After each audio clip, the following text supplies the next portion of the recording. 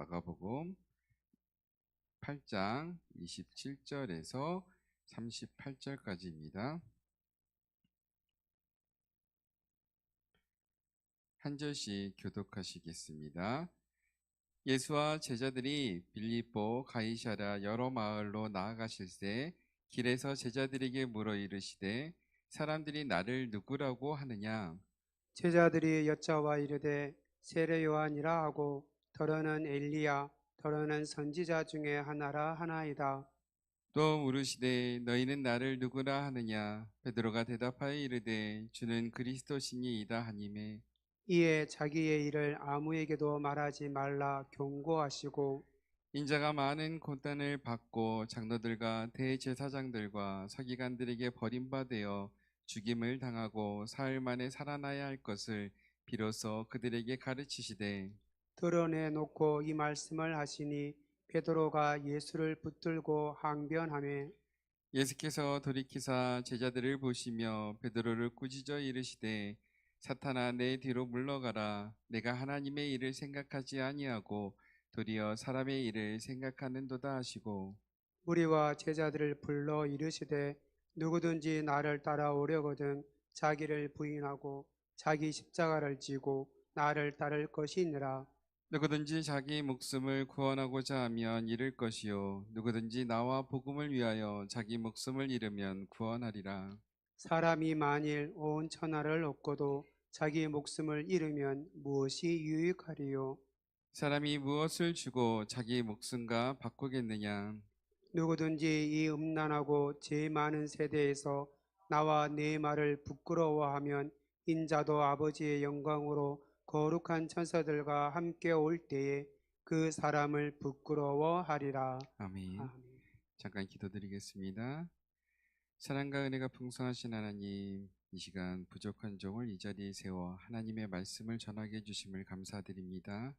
이 시간 온전히 하나님의 말씀만을 전할 수 있도록 주님의 종의 입을 주관하여 주시옵소서. 예수님의 이름으로 간절히 기도드립니다. 아멘.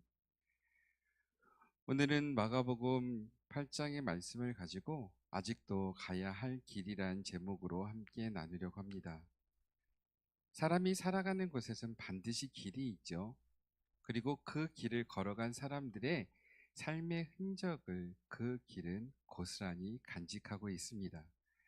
마찬가지로 복음서에 드러난 그 길은 하나님 나라를 위해서 걸어가셨던 예수님 그리고 그를 만난 사람들의 이야기가 담겨져 있죠. 예수님의 귀한 3년의 흔적을 담고 있기에 우리는 그 흔적을 통해서 우리가 계속 걸어가야 하는 그 길을 살펴볼 수 있는 것입니다. 예수님을 따르는 사람들이라면 당연히 가야 할 그 길, 바로 신앙의 길을 나선 사람들은 참으로 많습니다. 그러나 모두가 예수님이 걸어가신 그 길을 따라 걸었던 것은 아니에요. 눈에 보이는 길, 활짝 펼쳐진 탄탄대로가 아니기 때문이었는데요. 소수의 사람만이 걷는 좁은 길, 어떤 곳은 그 길에 남아있는 예수님의 흔적이 다른 것에 가려져 잘 보이지도 않는 그 길을 걸어가야 합니다. 따라서 우리는 길을 잃지 않기 위해서 예수님께서 걸어가신 그 길을 계속해서 확인해야만 하는데요. 이것이 매 순간 주님의 말씀에 우리가 귀를 기울여야 하는 이유인 거죠. 본론으로 들어가겠습니다. 예수님은 마가복음 8장 27절을 기점으로 본격적인 십자가의 길을 걷기 시작하시죠. 우리는 이미 성경을 통해서 그 길의 끝이 어디인지 그리고 그 길의 끝에서 예수님의 모습이 어떤 모습인지를 잘 알고 있어요. 그러나 예수님의 제자들과 예수님을 따르는 무리들은 지금은 아직 몰라요. 그들의 생각은 예수님은 하나님이 보낸 선지자, 어쩌면 메시아였어요. 하나님이 보내셨다는 것은 알고 있었습니다. 그러나 대부분 선지자로 여겼고 많은 사람들 중에 일부분만 메시아라고 생각했던 것 같아요. 그래서 예수님께서 예루살렘으로 올라가실 때 그들의 머릿속에 들어있던 단어는 시작이었습니다. 새로운 왕위에 대한 시작, 새로운 세상이 우리 앞에 펼쳐지겠다라는 그런 생각을 가지고 기대감에 가득 찼을 거예요.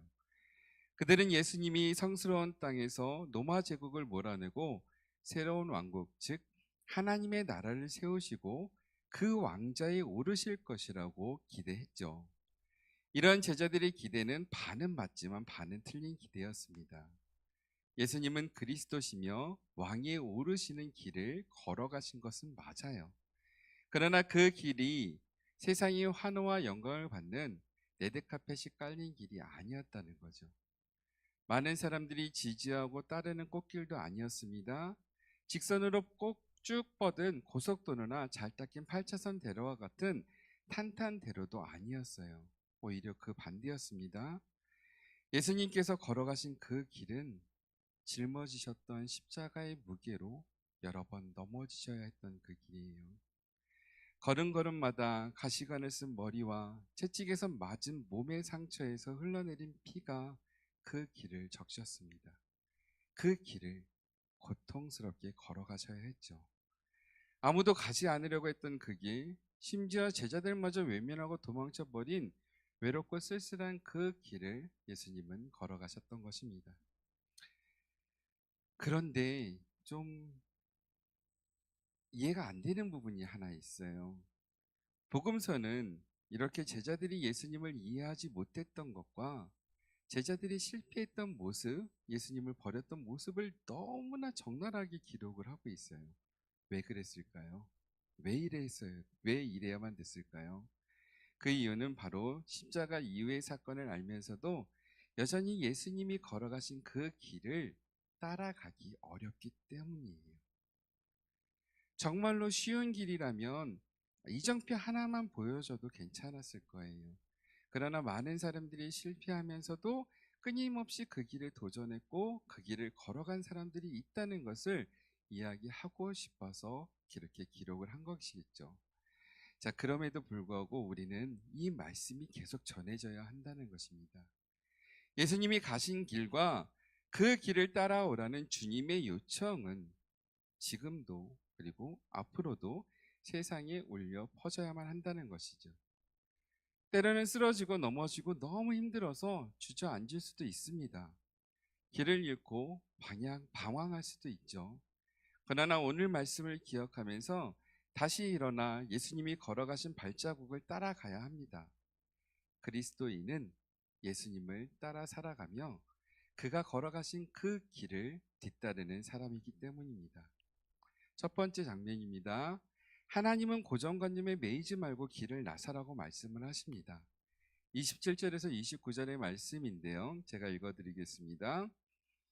예수와 제자들이 빌립보 가이사랴 여러 마을로 나갈새 길에서 제자들에게 물어 이르시되 사람들이 나를 누구라고 하느냐? 제자들이 여짜와 이르되 세례 요한이라 하고 더러는 엘리야 더러는 선지자 중에 하나이다.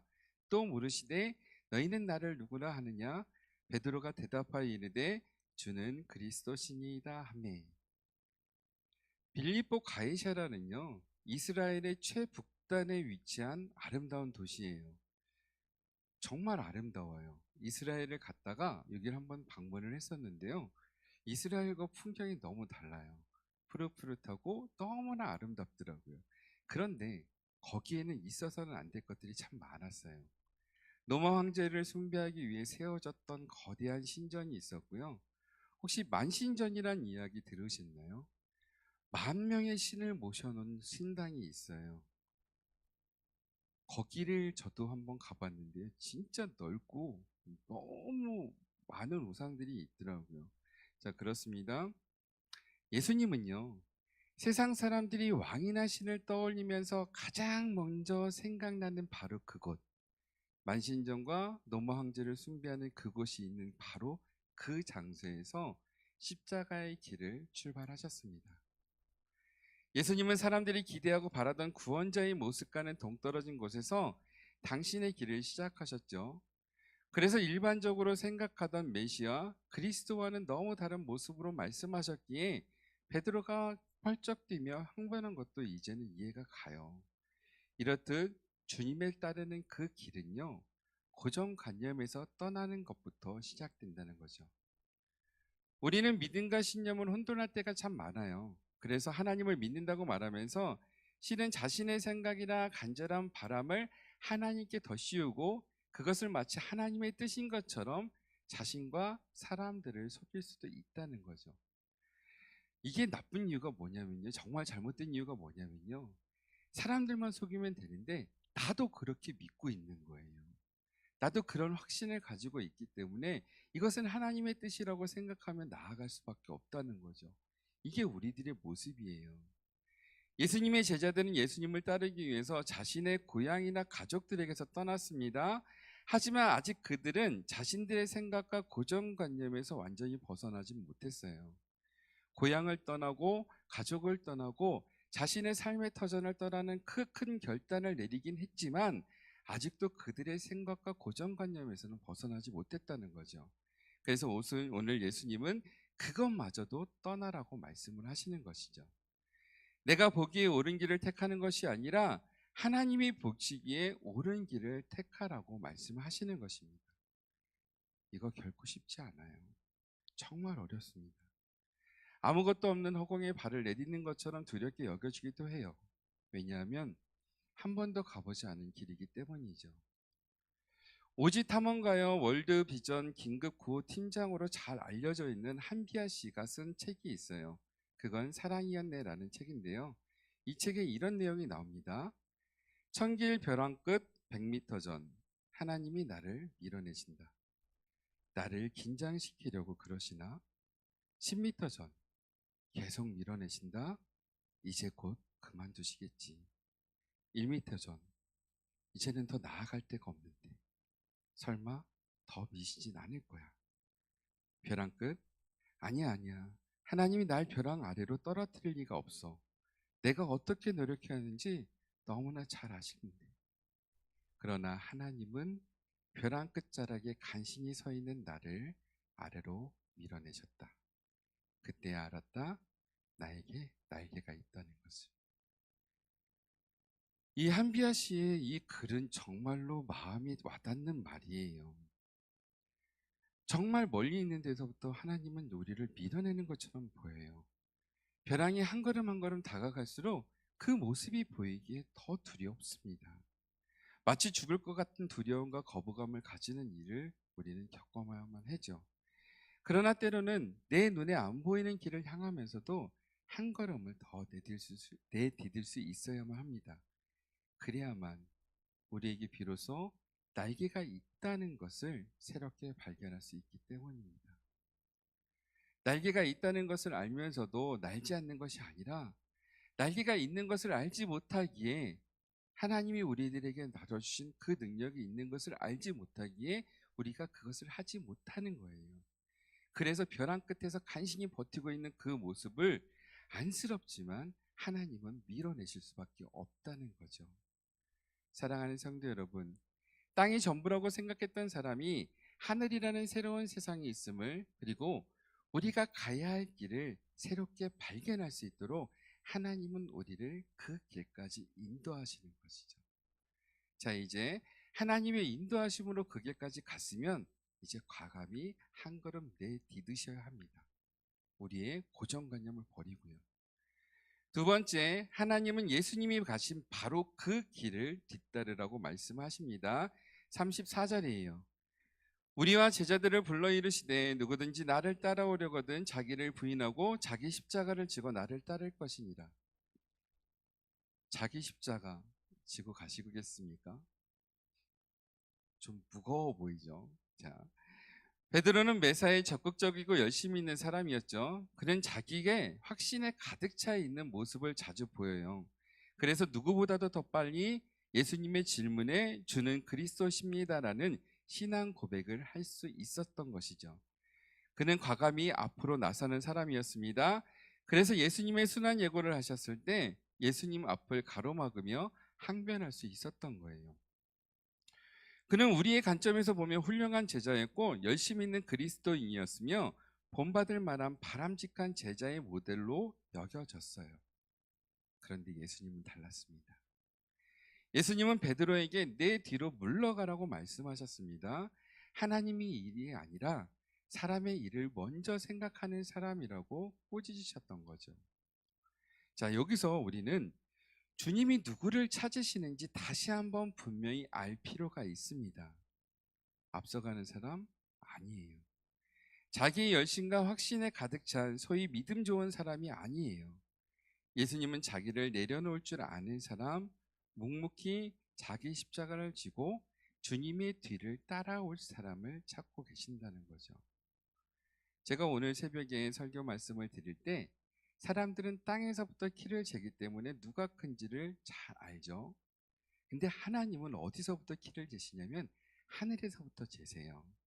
그렇기 때문에 우리가 서 있을수록 하나님한테는 작아 보이는 거죠. 섬기기 위해서 내 자신을 숙일수록 하나님한테는 커 보이는 것입니다. 사랑하는 성도 여러분, 자기를 내세울 줄 아는 사람을 찾는 것이 아니라요, 자기를 내려놓고 예수님이 지셨던 그 십자가, 예수님이 우리에게 말씀하셨던 자기 십자가를 지고 주님의 뒤를 따라올 사람을 찾았다는 거죠.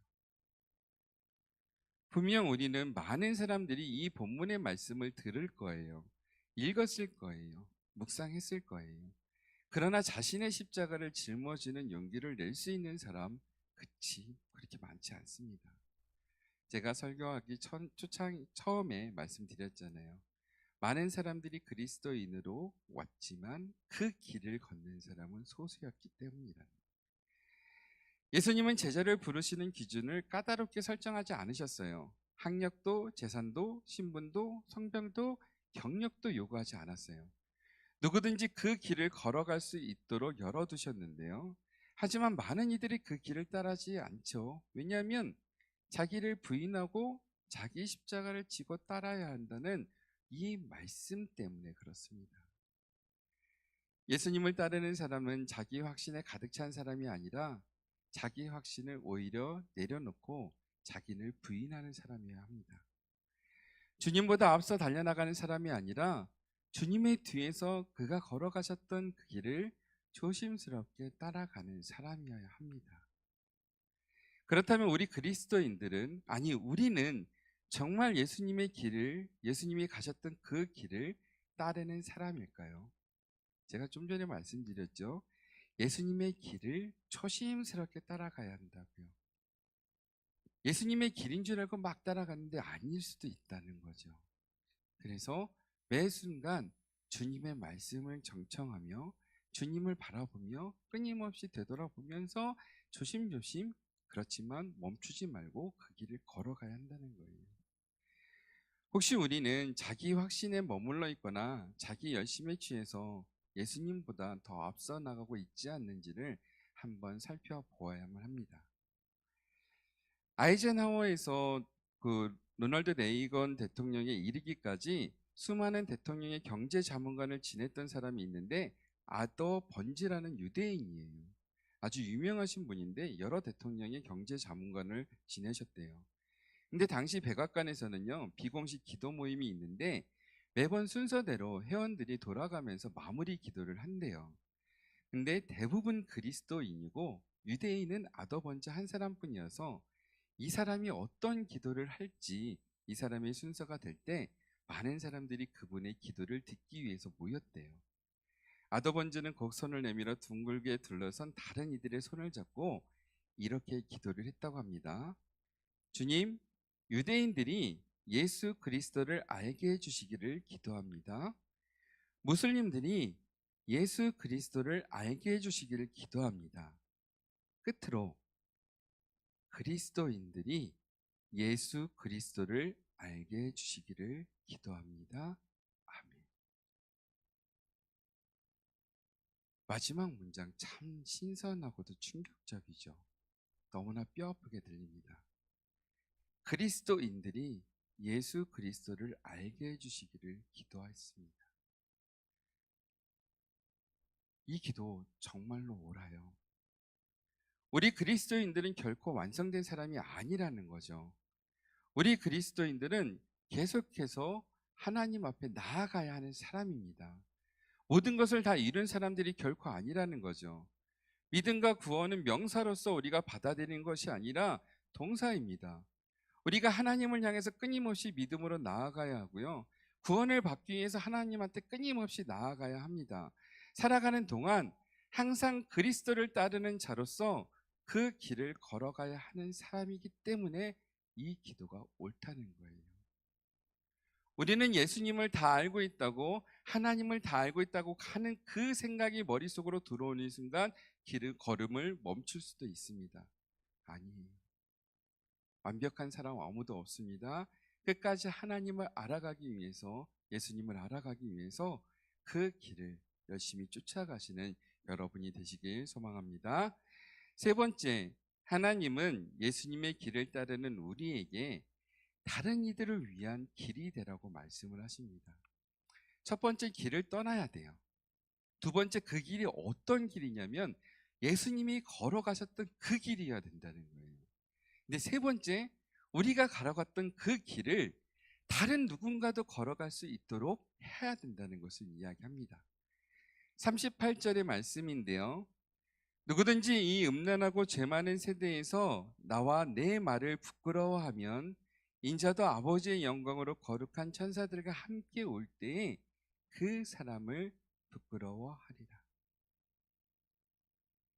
예수님 당시의 십자가는 수치와 죽음의 상징이었죠. 끔찍한 고통이 뒤따르는 것은 물론이거니와 발가벗겨진 채 나무에 매달리는 것은 하나님으로부터 버림받은 것이라고 여겨졌기 때문에 유대인들에게는 특히 수치스럽고 저주에 가까운 형벌이었어요. 그런데 하나님이 보내신 그리스도라고 믿었던 그 예수님이 그 십자가에 달려 돌아가셨죠. 어쩌면 마지막까지 기대하는 마음이 그들에게 있었을지도 몰라요. 기적이 일어나서 십자가에서 예수님이 내려와서 보란 듯이 사람들 앞에 하나님의 권능을 보여줄 것이라는 일만의 기대감을 가지고 있던 사람들도 분명히 있었을 거예요. 하나님의 아들이라고 생각했으니까. 하지만 예수님은 그 십자가 위에서 숨을 거두셨습니다. 지금까지 그를 따르는 사람들의 모든 노력과 기대가 물거품이 되는 순간이죠. 이 순간 많은 이들이 예수님으로부터 등을 돌립니다. 그를 따르던 제자들도 다를 바 없었죠. 제자들조차 뿔뿔이 도망쳤는데 예수님을 잘 모르는 사람들은 어땠을까요? 하지만 부활하신 예수님을 만난 후에, 그리고 성령님을 받아들인 후에, 예수님이 약속하신 성령님을 만난 후에 제자들은 완전히 달라져요. 죽음을 겁내지 않고 사람들 앞에서 담대히 나아가 복음을 증거합니다. 예수님의 이름을 부끄러워하지 않고 그분의 제자고 그리스도인이라는 사실을 자랑스럽게 증거를 하기 시작해요. 말에서 멈춘 것이 아니에요. 자신의 것을 기꺼이 다른 사람들에게 내어주며 어려운 이웃을 돌보는 일에도 앞장을 섰습니다. 내 것만 챙기기도 어려웠던 그 시절, 그들은 자신보다 더 어려운 이들을 위해서 돌보는 일을 멈추지 않았죠. 왜냐하면 이 일이 예수님이 기뻐하시는 일이라고 여겼기 때문이에요. 바로 이런 이들로 인해서 교회는 세워졌고 지금까지도 이어졌습니다. 때로는 우리가 걸어가는 길이 다른 이들의 이정표가 되기도 합니다. 예전에 그 학교에서 행사를 하거나 어디서 이제 단체로 가게 되면 앞에 선발대가 등산을 할 때 가면서 리본을 묶어줘요. 그리고 그 리본을 바라보면서 그 일행들이 쭉 가죠. 그런데 당황할 때가 있어요. 그 이정표가, 제가 만약에 가면서 노란색 리본을 묶었는데 어떤 다른 팀이 며칠 전에 가면서 노란색 리본을 다른 길에다 묶어놨어요. 그럼 어떨까요? 그래서 우리 리본에다간 항상 알아볼 수 있는 표시를 하죠. 예를 들어서 만약에 저희 교회에서 가게 되면 충주 상일교회라고 써서 그걸 붙일 거예요. 마찬가지입니다. 우리가 걸어가는 그 길이 다른 누군가의 이정표가 되어야 한다는 거죠. 조용히 몰래 지나갈 수도 있어요. 부끄러워서 그러실 수도 있죠. 근데 제가 한 가지만 여쭤볼게요. 예수님을 믿는다는 거, 하나님을 믿는다는 거, 예수님을 증거한다는 거 부끄러운 일일까요? 아니에요. 당당한 일이에요. 그러니 우리가 가는 길에 다른 누군가의 이정표가 될 수 있는 흔적을 남기셔도 됩니다. 자, 그런데 좀 조심스럽게 생각해 보아야 할 게 있어요. 나를 보면서 그리스도인은 참 좋은 이웃이구나. 저런 사람이 다니는 교회라면 나도 한번 가봐야겠다. 저런 사람이 믿는 하나님이라면 나도 믿어보겠다는 생각이 들게끔 살아야 한다는 거죠. 오늘 아침에 하늘이를 학교에 데려다 주는데 두 분이 싸웠어요. 엄청 크게 싸우시더라고요. 여자분 두 분이 남자들 저리 가라고 싸우시던데 멱살을 잡고 막 주먹질을 휘두르고 왜 그런가 그랬더니 한 분이 그 가로 주차를 해놓고 사이드를 채워놓으신 거예요. 나가야 되는데 전화를 했는데 이분이 뭐 하고 있으니까 좀 기다리라고 하고 안 나오셨어요. 그러니까 나가셔야 하는 분이 승질이 나셨는지 시동을 켜고 확 밟으셔가지고 차를 밀고 나가신 거예요. 그러니 얼마나 싸움이 컸겠어요. 남자분들이 오셔서 말리지를 못해요. 저도 하늘이 귀만 막고 이렇게 얼른 지나갔거든요. 그래서 아까 하늘이한테 물어봤더니 너무 무서웠대요. 아줌마들 싸우는 모습이. 근데 저도 마찬가지예요. 새벽에 차를 가지고 나오고 싶어서 시동을 켜려고 보면 차가 가로막혀 있죠. 에이, 아침에 운동한다 싶고 밀어요. 근데 밀릴 때는 감사하지만 안 밀릴 때가 있어요. 그럼 어떻게 해야 될까요? 새벽 4시예요. 4시 반이에요. 전화해서 깨우고 싶은 마음이 굴뚝 같은데 동네 분들이 다 제가 목사인 걸 알아요. 제가 십자가들 이게 배지를 달고 다니고 손에 주기도문도 달고 다니고 항상 그 CCM을 듣고 다니기 때문에 제가 목사인 걸 거의 대부분 알거든요. 그래서 얌전히 교회까지 땀을 뻘뻘 흘리고 와요. 그리고 가서 해가 떴을 때 그분한테 문자를 보내드리죠. 이렇게 돼서 제가 차를 못 꺼냈는데 다음부터는 그렇게 하지 말아달라고 정말 마음을 꾹꾹 누르고 부드러운 표현으로 이렇게 그 문자를 보내드립니다. 왜 그럴까요? 제가 저를 통해서 하나님이 욕먹는 일을 하고 싶지 않았기 때문이죠. 제가 아마 목사님이라는 걸 모르시는 분들이라면 저도 이렇게 훅 화가 나서 빵 뭐라고 하거나 아침에 차 빼야 되니까 전화해서 막 새벽에 깨울 수도 있었을 것 같아요.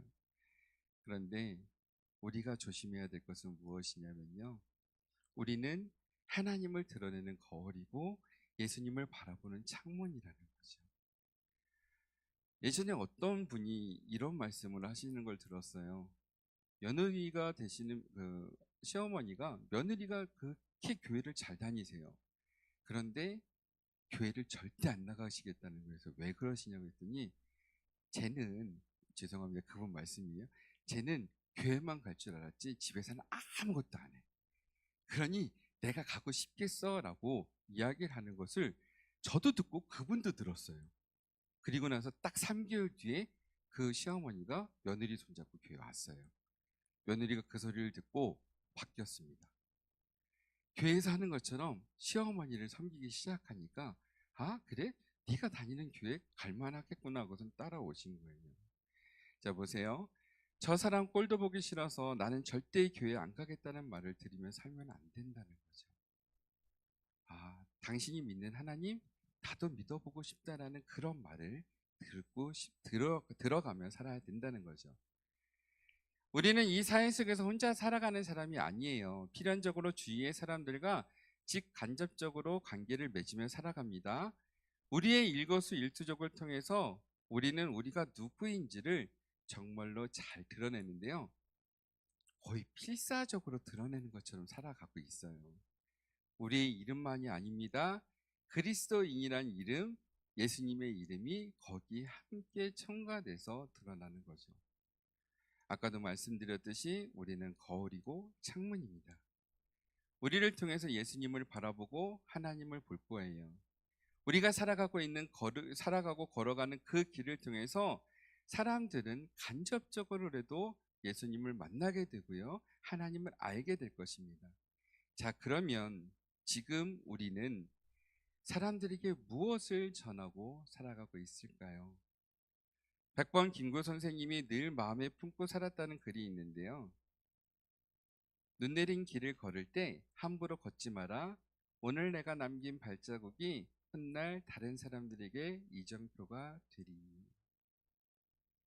눈이 내리면 기존의 길은 보이지 않습니다. 어디로 가야 할지 알 수 없기 때문에 길을 찾느냐 이리저리 헤매기 쉽습니다.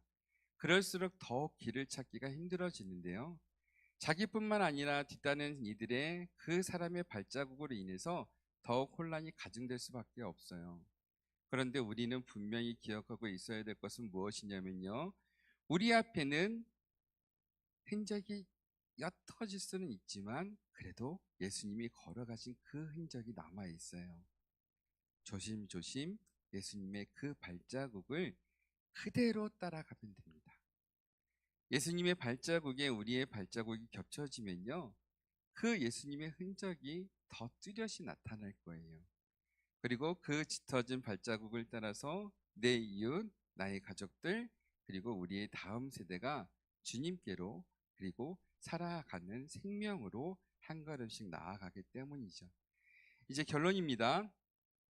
예수님은 그리스도로서 가야 할 길을 선택하고 걸으셨습니다. 수치와 죽음이 기다리는 길임을 아셨음에도 그 길을 선택하고 걸어가셨어요.